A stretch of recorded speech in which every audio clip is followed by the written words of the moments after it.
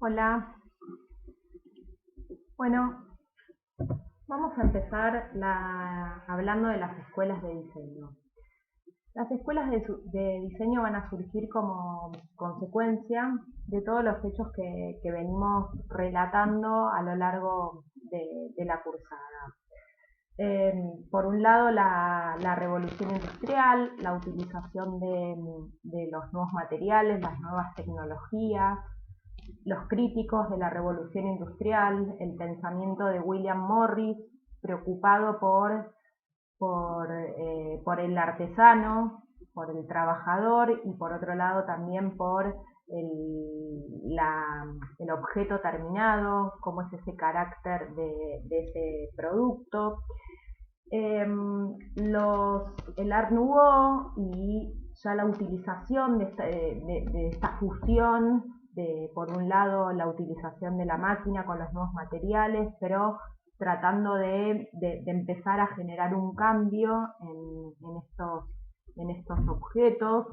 La idea del Gesamtkunstwerk, la obra de arte total, un pensamiento más global dentro de la arquitectura y lo objetual dentro de un espacio, este Einfühlung, esta proyección sentimental, que los objetos nos empiecen a transmitir algo más allá de la función o más allá de lo estético. Empieza a haber un cambio de época que también va a estar reflejado por los vanguardistas, por los artistas que se van a alejar de un arte clásico, proponiendo una nueva manera de proyectarse y generando nuevas maneras de representación. Y por otro lado también estuvimos viendo algunos ejemplos como Joseph Hoffman, que va a estudiar en la Escuela de Artes Aplicadas de Viena y ahí también va a impartir clases a diseñadores que después van a trabajar en la Wiener. Por otro lado, Van de Velde, que va a dirigir la Escuela de Artes y Oficios de Weimar, que después va a ser la primera escuela, la primera sede de la Escuela de Bauhaus. Bueno, todos estos condimentos van a hacer que se generen nuevos roles como el diseñador industrial, el diseñador gráfico, el diseñador textil, la fotografía y una búsqueda por institucionalizar la educación para estas nuevas profesiones. Vamos a hablar en principio de tres escuelas: la escuela de Bauhaus, la escuela de Chutemas y la escuela de Cranbrook. Acá estamos viendo un poco la ubicación de estas tres escuelas y también ese contexto. Las dos primeras se van a dar en un contexto de entreguerras, entre la primera y la segunda, y Cranbrook en Estados Unidos un poco más alejada y también bajo el contexto de la crisis del 29 en Estados Unidos. Alemania va a perder la Primera Guerra Mundial y va a terminar en un contexto complicado, teniendo que pagar indemnizaciones, una nación empobrecida y bajo un gobierno socialdemócrata. Se va a crear la República de Weimar. Por otro lado, Rusia, la creación de la Escuela de los Chutemas va a estar bajo la Revolución Rusa, un gobierno socialista. Estas dos escuelas van a ser de carácter estatal, mientras que la escuela de Cranbrook va a ser una escuela privada, que más adelante vamos a ver.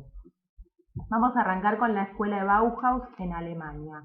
¿Qué influencias va a tener esta escuela? Por un lado, las Arts and Crafts, este pensamiento de William Morris que acabo de mencionar, el Jugendstil, el Art Nouveau alemán, los pensamientos de la Deutsche Werkbund y fundamentalmente de Peter Behrens, esta idea de un diseño en función de la máquina, que también habíamos visto, las vanguardias artísticas, que van a influenciar, sobre todo en el primer periodo, el expresionismo alemán y también el neoplasticismo.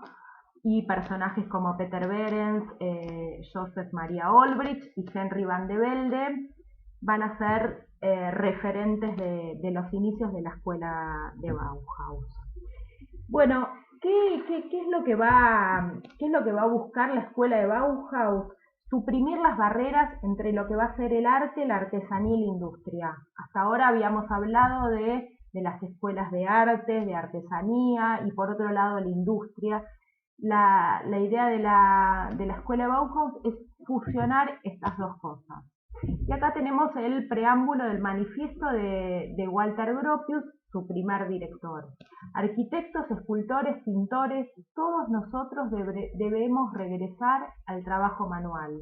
Establezcamos, por lo tanto, una nueva cofradía de artesanos libres de esa arrogancia que divide a una clase de la otra y que busca erigir una barrera infranqueable entre los artesanos y los artistas. Anhelemos, concibamos y juntos construyamos el nuevo edificio del futuro, que dará cabida a todo, a la arquitectura, a la escultura y a la pintura, en una sola entidad que se alzará al cielo desde las manos de 1 millón de artesanos, símbolo cristalino de una nueva fe que ya llega.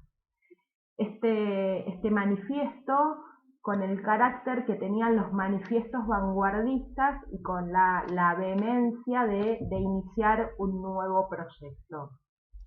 ¿Y qué es lo que va a proclamar la escuela Bauhaus? Que después vamos a ver que todas estas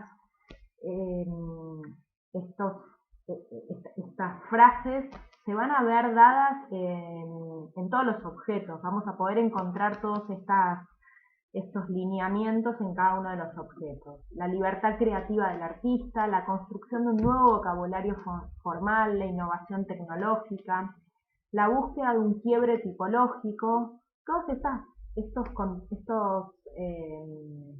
no me salen las palabras, todo esto lo vamos a ver reflejado, viene de lo que veíamos en las vanguardias, de ese quiebre total con lo anterior, esa ruptura con el pasado, esta búsqueda del quiebre tipológico, rechazo del volumen cerrado, como veíamos en el neoplasticismo, la unión entre el artista y el artesano, un lenguaje universal, esta frase también la vimos mucho en las vanguardias, y la eliminación de las referencias historicistas. Esto es generar un quiebre con todo lo anterior.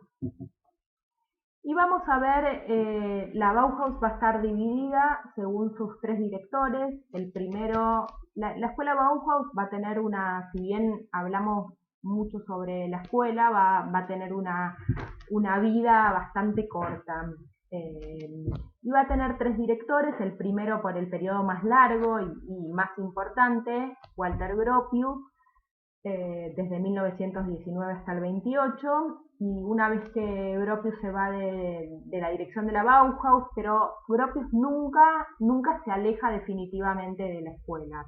Asume la dirección por un corto tiempo Hannes Meyer y también por un corto periodo Ludwig Mies van der Rohe. Bueno, acá tenemos al primer director con un fragmento de ese manifiesto.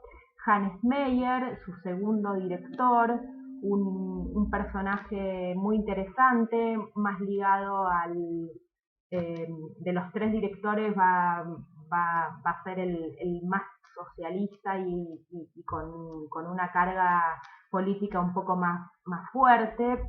Todas las cosas del mundo son el producto función por economía. Por lo tanto, ninguna de estas cosas son una obra de arte. Las artes son composiciones, no están sujetas a la finalidad particular. Toda la vida es función y por lo tanto no es artística. Leemos esta frase de él, sin embargo, va a estar bastante cargada de política su participación en la escuela de Bauhaus.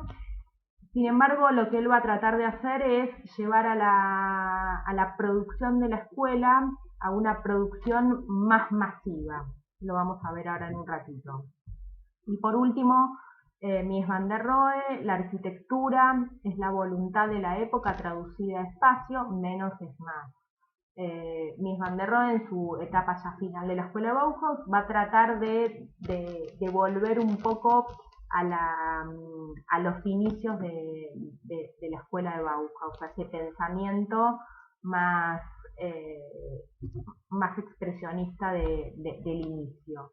Y va a tener también 3 locaciones, la primera que va a ser en Weimar, en ese edificio que dijimos que había sido la Escuela de Artes y Oficios, dirigida por Van de Velde, un edificio ya preexistente. Bueno, hago un paréntesis, si todavía no vieron o la película que subimos al Drive, Lotte am Bauhaus, o la serie también sobre la escuela de Bauhaus, van a encontrar vivencias dentro de estas 3 locaciones. La serie va a transcurrir en la sede de Weimar y van a poder empezar a vivenciar un poco todas estas cosas que estamos viendo de manera tan teórica. La segunda locación va a ser en Dessau, es un edificio que va a diseñar Walter Gropius, ya en una sede cercana a la ciudad de Berlín, y la tercera va a ser una institución privada en una fábrica antigua en la ciudad de Berlín. Algo también importante de destacar es que los alumnos vivían en la escuela de Bauhaus, vivían en esas instalaciones, en el edificio de Dessau, no en el edificio, pero sí en la cercanía, también vivían los profesores, con lo cual la educación y el modo de vivir era muy particular. Tanto los alumnos como los profesores estaban todo el tiempo en la institución, vivían ahí, comían juntos, tenían fiestas, pasaban todo el tiempo juntos. Entonces el modo de transitar la educación era diferente. Acá tenemos algunas imágenes del edificio de Weimar por dentro y la diferencia del edificio de Dessau, que va a ser un edificio el edificio va a estar diseñado por Gropius, pero cada una de estas cosas que estamos viendo acá, tanto la mesa como los bancos, la iluminación, los picaportes de las puertas, van a estar diseñados por los alumnos.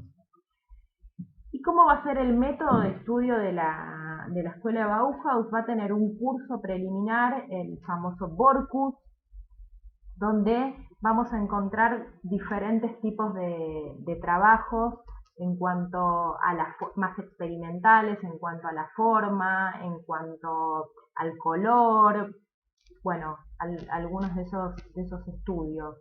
Y después una enseñanza de acuerdo a diferentes talleres. Por un lado el taller de vidrio, de madera, de textiles, que era al taller donde iban la mayor cantidad de mujeres. Y otra cosa muy importante que tenían estos talleres es la enseñanza mixta. Por un lado, el maestro de la forma, que va a ser el artista, y por otro lado, el maestro de la técnica, el artesano. Entonces, con estos dos maestros, se generaba el aprendiz que va a ser el diseñador. Vamos de nuevo. Por un lado, esa es una de las cosas más importantes que tenía la escuela. Por un lado, tener el maestro de la forma, el artista, el que va a dar todo el conocimiento artístico, y por otro lado, el maestro de la técnica, el artesano. Eso va a ser una fusión y va a convertir al aprendiz en un diseñador. Estos van a ser los inicios de la escuela de Bauhaus. Una vez que los diseñadores se iban recibiendo o iban adquiriendo, ya pasando varios años, pasaban de ser diseñador a ser ayudante y a dirigir los talleres. Un poco lo que tratamos de transmitir en FADU, más o menos, el alumno que después se convierte en ayudante y que después pasa a ser docente. Bueno, y por otro lado también va a estar dividido por sus tres directores, los directores del curso preliminar. El, el director del curso preliminar también va a dirigir ciertos talleres, entonces va a ser su rol en la institución va a ser un rol muy fuerte, más allá de, la, de la dirección de este curso preliminar. Tengamos en cuenta que tampoco había tantos alumnos en la escuela, entonces permitía que los docentes tengan un conocimiento bastante cercano de cada uno de los alumnos y poder identificar cuáles eran sus habilidades y cuáles eran eh, sus búsquedas de cada uno de los alumnos.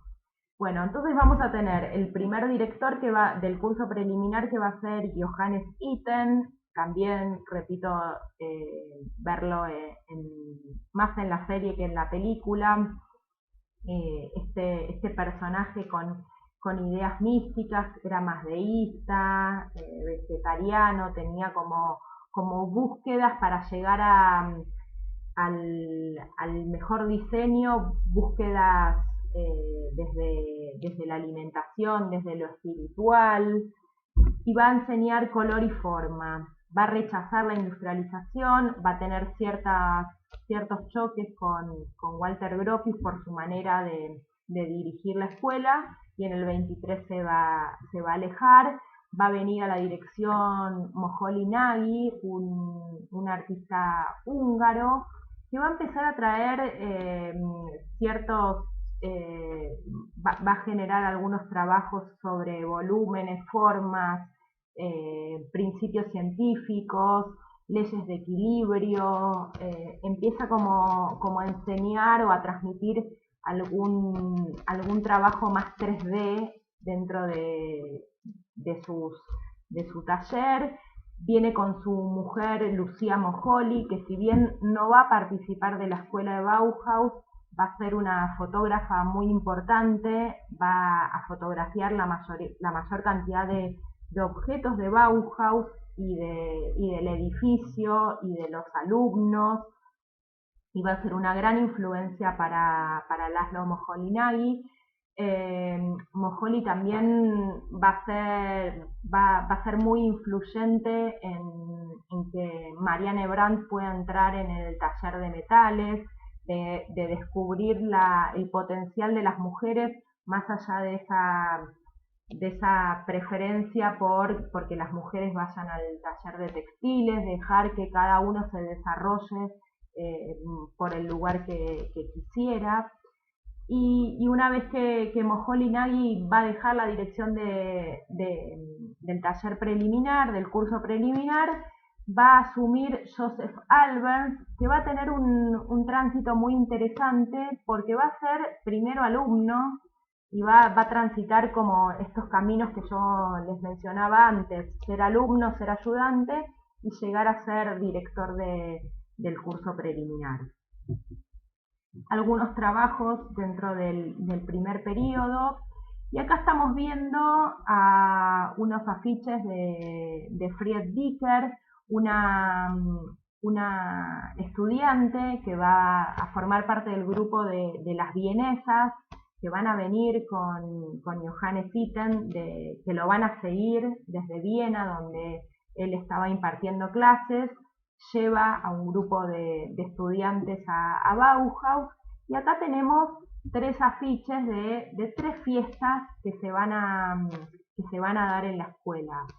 La importancia de las fiestas tiene que ver también con el diseño. Diseñaban las invitaciones, diseñaban el espacio donde se iba a dar la fiesta, se diseñaban el vestuario. El diseño estaba presente, obviamente se divertían y la pasaban bien, pero siempre el diseño en el medio de la escena. Y algunos otros trabajos del taller de cerámicas, el taller, también estamos viendo ahí algo de mobiliario, más mobiliario como la cuna de Peter Keller.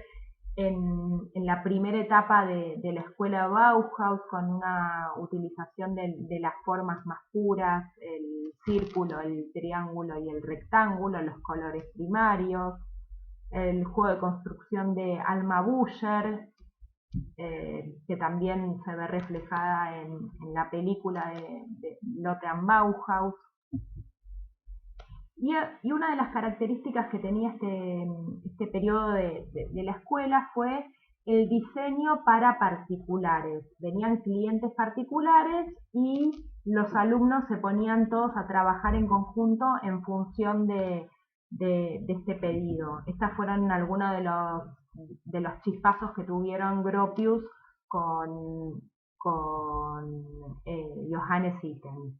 Y acá estamos viendo el interior donde más allá de nuestro pensamiento, si está bien que los alumnos intervengan en el diseño, empezamos a ver este trabajo en equipo. Bueno, en el taller de textiles se hacían los tapizados y las cortinas, en el taller de carpintería se hacían los revestimientos, y todos trabajando en función de.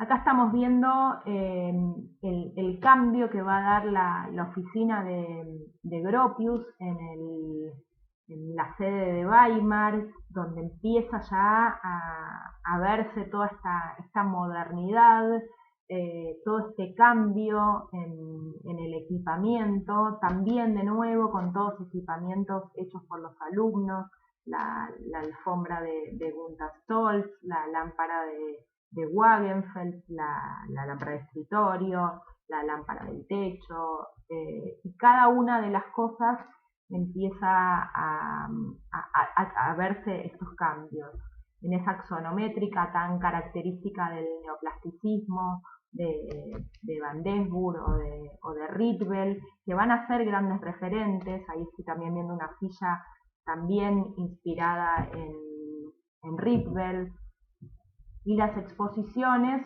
como manera de mostrar. No nos olvidemos también que es una institución pública, entonces tiene que mostrar un poco qué es lo que están haciendo.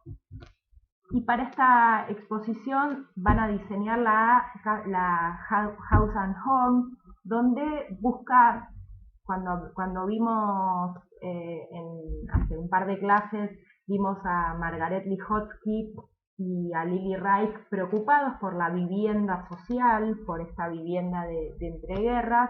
La escuela Bauhaus también va a estar preocupada por esta temática, la necesidad de hacer una vivienda social. Bueno, esta es la vivienda social que proponen los alumnos de Bauhaus, donde diseñan la totalidad de los espacios, Gestaltungswerk, por supuesto por las limitaciones económicas de la época, de un momento muy difícil para Alemania, no llegan a ser más que la casa prototipo de esta vivienda social. Cada uno de los alumnos va diseñando los espacios.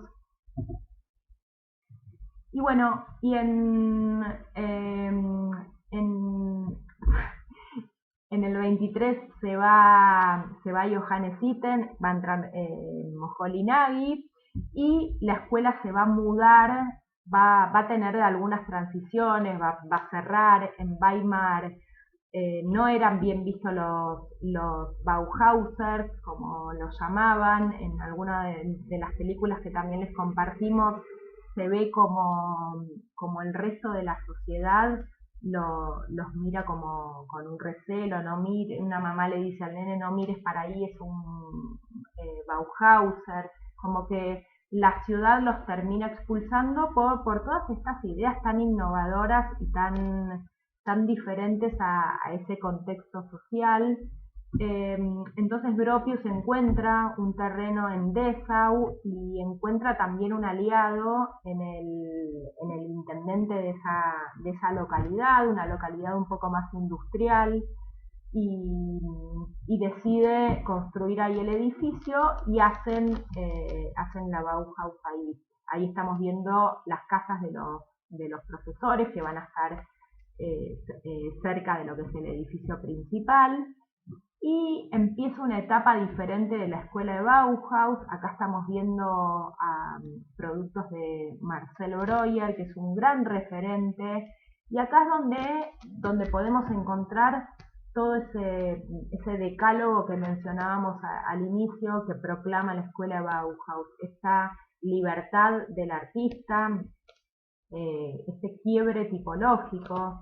Si yo pienso en una silla, no pienso en el sillón Basili, pienso posiblemente piense en una silla de 4 patas y un respaldo.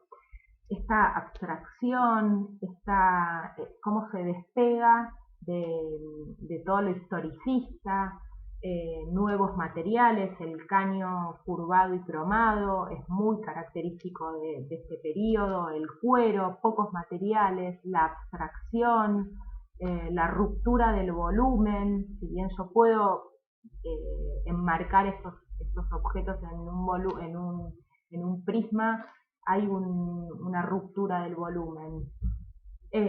Bueno, entonces empezamos a hablar de un nuevo lenguaje. Lo mismo podemos decir en estos objetos de Marianne Brandt, un personaje muy interesante.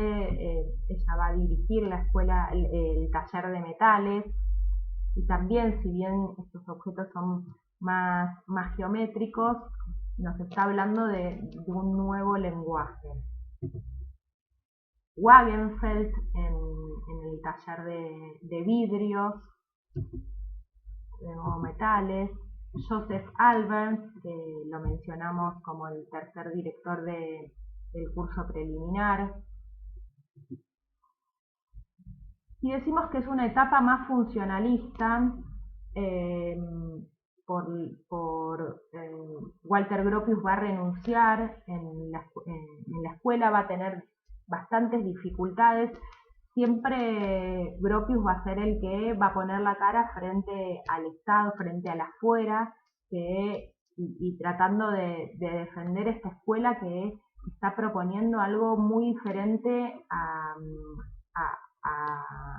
las escuelas más tradicionales, y siempre va a atravesar dificultades económicas que Gropius va a tener que llevar a cabo, tratar de solventar. Entonces, bajo este momento de crisis económica, el taller de Joseph Albers, ya con menos materiales, la escuela se va a ver experimentando con papeles, con cartones. En algunos lados también decían que utilizaban materiales que sacaban de contenedores de basura. Y va a asumir Hannes Meyer, y va a tratar de hacer objetos más simples. Si bien estos objetos son muy interesantes, eran objetos que eran muy difíciles de reproducir masivamente. Eran objetos que llevaban mucho trabajo, mucha mano de obra y un alto costo. Entonces, Hannes Meyer lo que va a buscar es tratar de hacer objetos mucho más funcionales, va a acercarse más a la industria, y de qué manera estos objetos se pueden producir masivamente.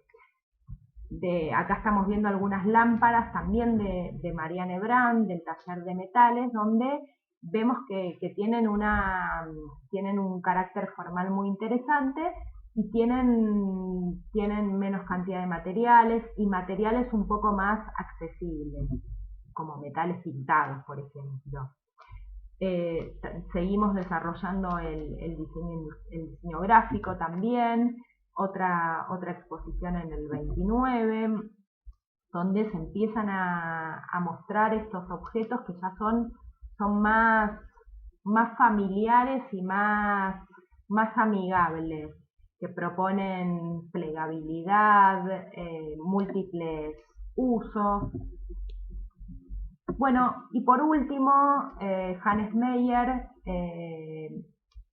lo van a alejar de la escuela. Primero, también no nos olvidemos que nos estamos acercando ya al periodo, estamos muy cercanos a la asunción de Hitler al poder, ya empieza a haber una persecución hacia los judíos y hacia los extranjeros. La escuela Bauhaus fue una escuela que tenía muchos alumnos extranjeros, entonces empiezan primero a echar a los extranjeros que vuelvan a sus lugares y el clima se va volviendo un poco más pesado. Va a asumir Mies van der Rohe la dirección de la escuela y va a tratar de bajarle un poco la ebullición al clima político, tratando de focalizarse en el diseño únicamente. En el periodo que Mies van der Rohe va a ser director de la escuela de Bauhaus, va a traer a Lili Reich, su compañera y su socia en el estudio, para que dirija el taller de textiles y también el de interiorismo. Y también si bien la escuela tenía muchos convenios con industrias y se estaban pudiendo desarrollar estos objetos, se tienen que mudar a Berlín y finalmente la escuela termina cerrando. Y acá tenemos un resumen de lo que son las 3 etapas de la Bauhaus, primero por los directores y por sus diferentes periodos. El primer periodo de la Bauhaus, un periodo más expresionista, donde va a estar ligado a esta vanguardia, donde los diseñadores van a expresar lo que están sintiendo, y es un periodo un poco más experimental. Una vez que transitan este periodo tan experimental, empiezan a depurar y a limpiar un poco estos productos, va a surgir la Bauhaus racionalista, donde vamos a poder ver estos objetos más simples y más austeros en cuanto a la cantidad de materiales, como ser el sillón Basili, las teteras de Marianne Brandt. Después va a ser un periodo de técnicas más productivistas en este vínculo con las industrias y tratar de hacer productos que se puedan llegar a desarrollar más masivamente. Y en la etapa de Mies van der Rohe está este retorno a lo clásico de la Bauhaus. Y por los 3 directores del curso preliminar abajo. Y acá tenemos un poco el orden de esos 3 periodos y cómo fueron sus docentes. Abajo vemos los que fueron estudiantes, maestro y director sin docencia. Y arriba de todo estamos viendo a Alberns, que va a haber sido alumno y después fue maestro y después director del curso preliminar. ¿Qué es lo que está pasando? Bueno, el edificio fue bombardeado durante la Segunda Guerra Mundial, está reconstituido y en estos momentos se dan cursos de posgrado y se pueden visitar, también se pueden visitar las casas de los profesores. Mencioné algunos ejemplos de las mujeres, cada una tiene un tránsito y un recorrido diferente por la escuela de Bauhaus. Si bien Gropius decía que ningún tipo de consideraciones con las damas, en el trabajo todos somos artesanos, ahí arriba estamos viendo la foto de todo el plantel docente con la única maestra que ellos consideraban, que era Gunther Stolz, y bueno, y la realidad es que transitaron un montón de mujeres por la escuela, y todas con participaciones muy interesantes, muchas dentro del taller de textiles, otras en fotografía, algunas llegaron a ser arquitectas conocidas también, Marianne Brandt en el taller de metales, y bueno, ahí el pequeño chivo como para que sigan buscando un poco más de información que está en el Instagram. Abajo estamos viendo a las mujeres en su taller en gimnasia, que era el único lugar donde las mujeres estaban separadas. Y bueno, esto es un poquito lo que les quería contar de las mujeres en el tránsito de la escuela de Bauhaus. Ahora vamos a hablar un poco de los chutemas, que este año se cumplen 100 años de su fundación. Va a estar dado en el contexto de ese gobierno socialista, donde habíamos visto en el periodo constructivista, donde habíamos visto que los artistas van a ser empleados públicos, van a acompañar esta propaganda política. Y bueno, ¿y qué es lo que va a buscar la escuela de los chutemas? Acá un poquito de lo que es el contexto social de Rusia en ese momento. Y va a ser una escuela democrática de masas, con la intención de renovación, con un sentido de revolucionar las bases sociales del arte. Voy de nuevo, escuela democrática de masas, con la intención de renovación, con un sentido de revolucionar las bases sociales del arte. Bueno, vamos. Les quería leer algo de los chutemas, no lo encuentro. ¿Qué es lo que va a buscar? Formar artistas para la industria.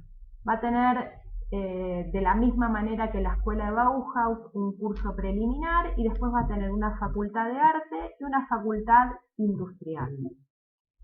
Va a estar de nuevo fusionada por dos escuelas, por un lado la Escuela de Pintura y Escultura y Arquitectura de Moscú y la Escuela de Artes Aplicadas. Y con eso se va a fusionar la escuela de Chutema.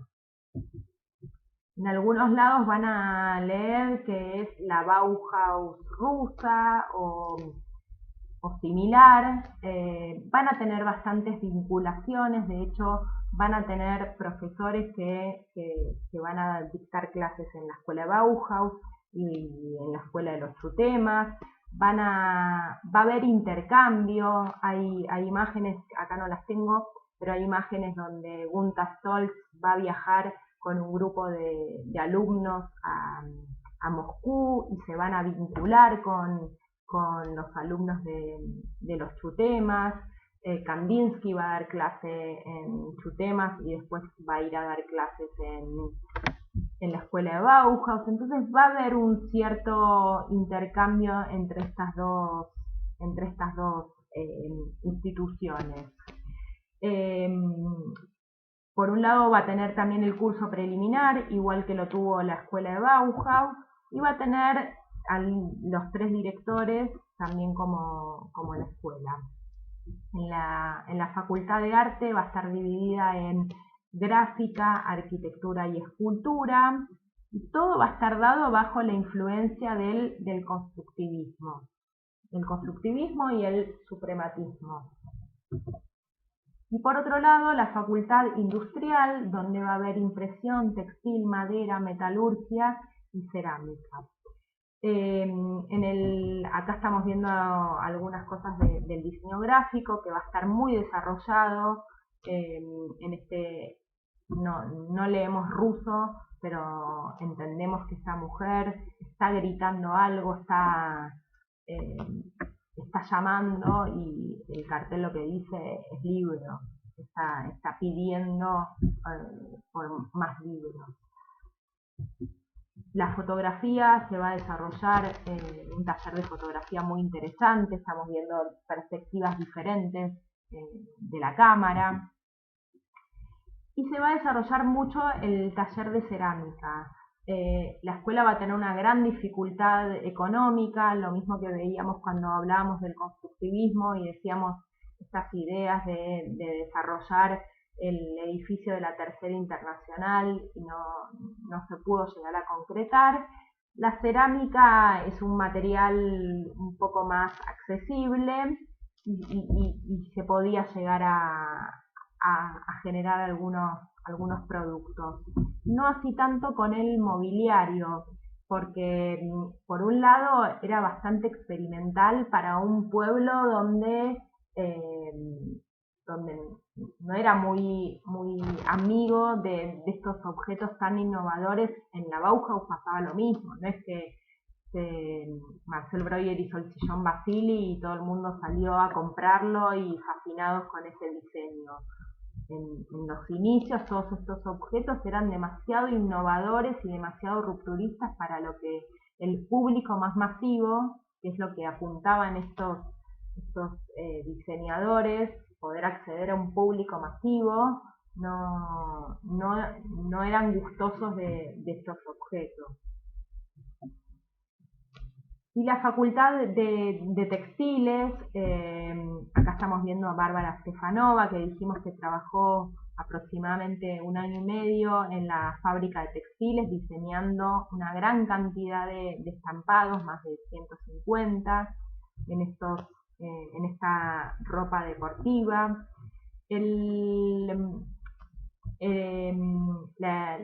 La escuela también va a participar de la exposición de artes decorativos de París de 1925, que lo vamos a ver la semana que viene, la expo de Art Deco, donde van a presentar un poco este mobiliario. Y acá vemos un poco lo que les mencionaba de este mobiliario y de estos objetos que van a quedar más en prototipos que poder producirse más masivamente.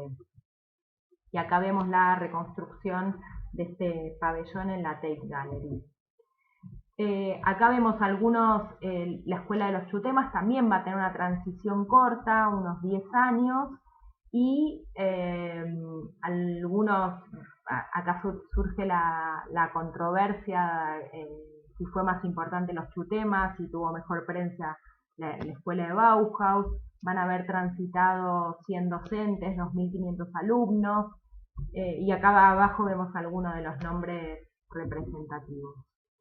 Bueno, vamos a dejar estas dos escuelas estatales y vamos a cruzar al lado de Estados Unidos, donde vamos a hablar ya de una escuela que se va a dar en un contexto diferente, en un país diferente, en un periodo también, ya estamos en la década del 30, el inicio de esta escuela, y con la característica que va a ser un emprendimiento privado. Si bien va a tener referencias de las Arts and Crafts y de la Academia de Roma, va a proponer potenciar la creatividad americana. Esas son las ideas que va a tener la escuela de Cranbrook. Va a estar dado en el contexto de la Gran Depresión de 1930, la caída de la bolsa en el 29, y una idea de industrialización, del styling, que vamos a ver también la semana que viene, y de qué manera por medio de la educación se puede potenciar esta industria americana. La escuela, como les mencionaba, la va a crear George Booth y se va a asociar con Eliel Saarinen, que es un arquitecto finlandés que va a traer unas ideas diferentes. Nos alejamos totalmente de ese racionalismo europeo que propone la escuela de Bauhaus y hablamos de este finlandés que va a proponer un diseño más orgánico y más pragmático, ahora vamos a empezar a hablar de lo que es el diseño americano, un diseño más preocupado por el hacer, por la comodidad. Eso es lo que va a proponer Eliel Saarinen, que va a tener una nueva mirada sobre el diseño, del uso de los materiales, de las tecnologías disponibles. Y en sus inicios, después la escuela de Cranbrook va a terminar siendo una institución más formal, pero en los inicios lo que proponía era que generara alguna actividad creativa informal. No había talleres regulares como se conciben en una universidad, con exámenes, con horarios, sino que no existía una currícula planeada, sino que lo que pensaba es que era un espacio multidisciplinario donde todos aprendían de todos. Formar estudiantes bajo el liderazgo de artistas. Los alumnos van a tener una actividad creativa informal.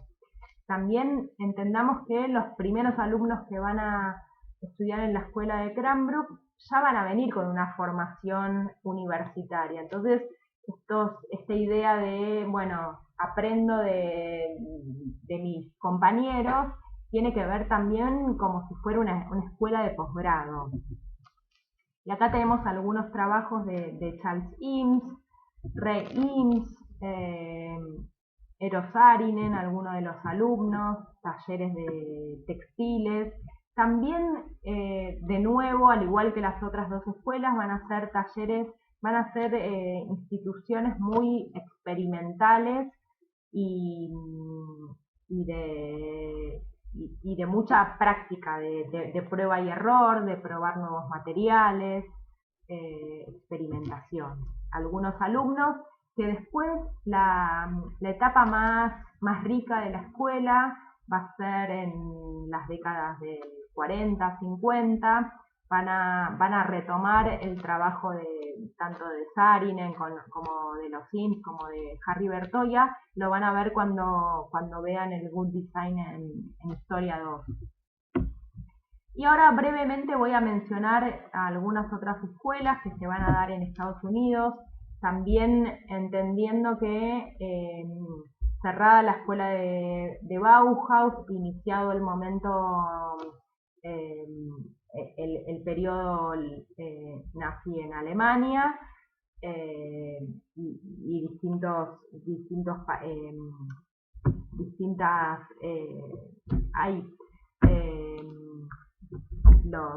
los gobiernos más totalitarios en Europa, los artistas y los arquitectos europeos van a emigrar y en gran mayoría van a emigrar a Estados Unidos. Entonces, en el 33 también se va a crear la Black Mountain College, que va a tener una duración de hasta el 57, y va a ser una educación democrática y experimental. Ahí estamos viendo la locación hermosa de la Black Mountain College. La verdad que estaría bueno estudiar ahí. Y va a ser en sus inicios una pequeña institución, van a tener 20 alumnos en sus inicios, donde la administración va a estar dada por los profesores con sus esposas y los alumnos y todo una vida en comunidad. Y va a buscar aunar el humanismo y el progreso tecnológico, combinando las enseñanzas artísticas, la pintura, la escultura y la cerámica, con otro tipo de saberes para formar alumnos intelectualmente completos. En sus inicios van a seguir los fundamentos del filósofo John Dewey y bueno, y el segundo director de la Black Mountain va a ser Joseph Albans, que ya hoy lo mencioné bastante. Va a venir de la escuela de Bauhaus y va a intentar traer todos sus saberes, que van a ser muchos, porque él va a haber transitado, va a haber sido alumno de Bauhaus y va a haber dirigido el curso preliminar, entonces va a tener mucho conocimiento. Y lo que él va a intentar hacer es sacarle lo mejor posible o buscar lo mejor de cada uno de los alumnos. De nuevo con esta idea del trabajo experimental, y si bien esta escuela después va a transitar distintos problemas financieros, pero da los inicios a lo que va a ser la educación en el diseño en Estados Unidos. Y por otro lado, la The Institute of Design en Illinois, en el 37 va le van a preguntar a Gropius si quería dirigir esta escuela. Gropius ya estaba trabajando en Harvard y él sugiere el nombre de Laszlo Moholy-Nagy. Moholy-Nagy va a abrir esta escuela de diseño industrial, que la va a llamar The New Bauhaus, y posteriormente se va a integrar a lo que va a ser el Instituto Tecnológico de Illinois. En el 38 también, en la misma institución, Mies van der Rohe va a dirigir el departamento de arquitectura, con lo cual el Instituto Tecnológico de Illinois va a ser, con Moholy-Nagy, con Mies van der Rohe, va a ser el centro de lo que va a ser el diseño moderno de principios del siglo XX. Y bueno, y para cerrar un poco qué es lo que pasa con nosotros y nuestra querida universidad, hay algunas imágenes de la FADU que tanto extrañamos. La Universidad de Buenos Aires se va a fundar en el 21, el 12 de agosto se cumplieron 199 años de su creación, y en 1865 se va a crear el Departamento de Ciencias Exactas, que va a incluir a la carrera de Arquitectura e Ingeniería.